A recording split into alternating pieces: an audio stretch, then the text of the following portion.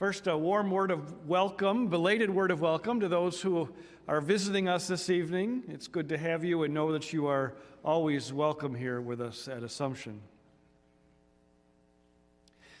Sometimes you just need to catch a sunset.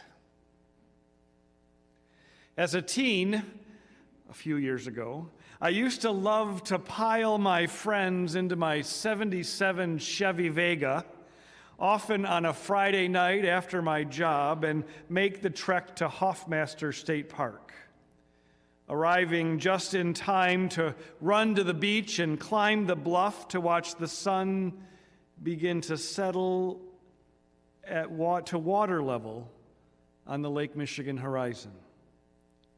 As the light slowly began to fade, the conversation with friends would quiet, and a sort of holy silence invariably descended as the awesome beauty of the hues of fading light touched those teens in ways not much else could. Sunset reminds us of the day's completion, of an approaching time for rest. Sunset also leads to reflection, a recollection of the days preceding that moment, sometimes with wonder and awe, and sometimes with regret and sadness.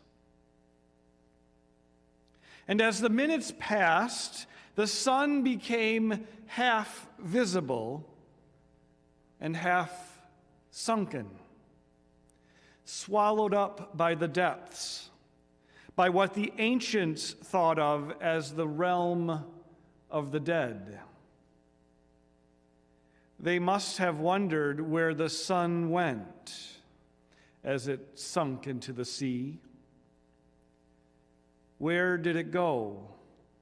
And would it return to dispel the darkness? The disciples must surely have wondered what had happened to Jesus. These past days, we've gathered together in a way at the bluffs of Belmont, called together from all our ways and walks of life to take in again the mystery of the death and resurrection of Jesus. We gathered on Thursday evening to again hear Jesus command that we bend over to wash one another's feet.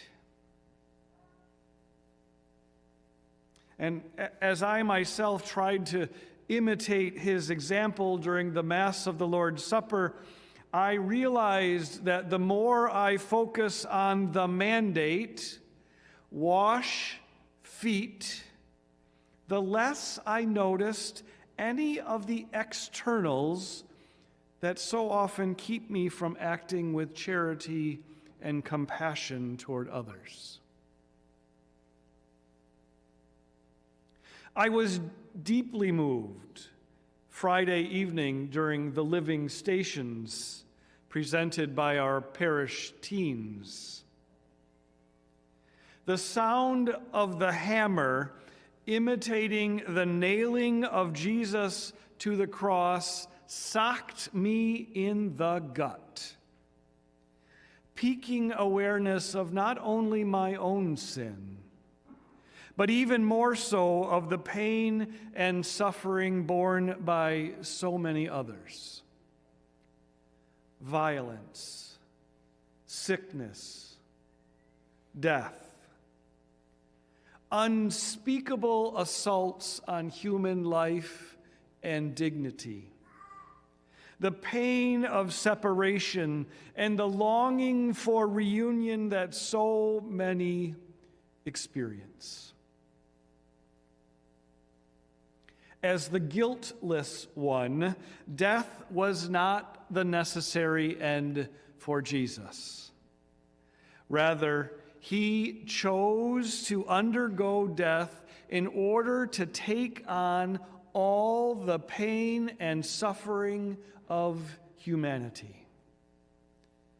All the pain and suffering. All of it. Whatever yours is, whatever mine might be. And in the great silence that is Holy Saturday, as in the moments after the sunset, I pondered where the sun went. To what depths was the eternal Word willing to go? Into what pain? What suffering? What separation would God go to restore and to rescue? He descended into hell. He descended to the dead, into hell, to free the just who had gone before him, and to proclaim his power, which is victory over death. The eternal Word went to a place with no way out until he made a way out. There is no depth to which Christ won't descend to free those who listen for his voice and call out to him. Whatever the darkness, whatever the hiding place, whatever the shame or bitterness or brokenness, Christ comes to free those who will listen to his voice and not refuse his command. And God raised him from the dead. That death could not hold him down was proven that Easter morning, when the women found the empty tomb. While every other dead body remained in that graveyard, the body of one was not there. He had been raised, reunited, soul and glorified body, recognizable in so many ways, but unbound from so many barriers. No more suffering, no more pain, no more sadness, only glory. Christ's victory and its promise of everlasting life is shared with us through baptism. In baptism, we died with him, dead to the world, but very much alive in him. In baptism, we were infected in a way with Christ, sealed with his balm, so that all we are, everything we do, has the potential of being Christ-like, infected with love and with keen awareness and focus on the littlest, the least, and the last. While we await the resurrection of our bodies on the last day, we are already living resurrected life with him. This is the reason for our hope. This is our Easter proclamation. This is our victory song. This is our faith and the faith of the church. So bring your pain, bring your sorrow and suffering again to the cross.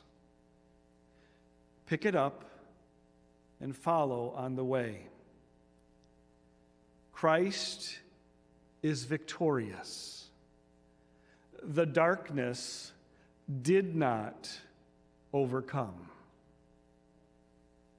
Brothers and sisters, Alleluia. The sun has risen, risen indeed.